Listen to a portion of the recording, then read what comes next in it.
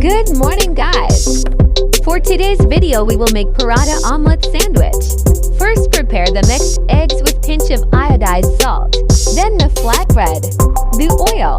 Preheat the pan. Put oil.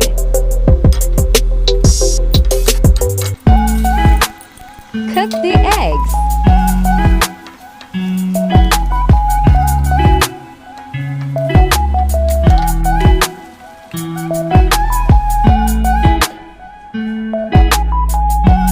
The flatbread wrapper are available in supermarket.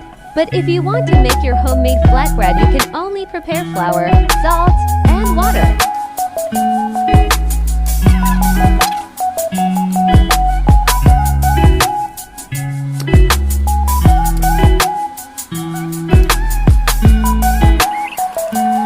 Roll and wrap the baking paper for ready to serve.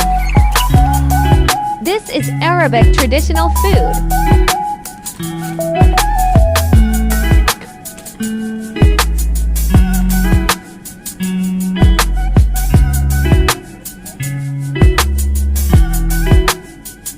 Wrap with baking paper and ready to serve.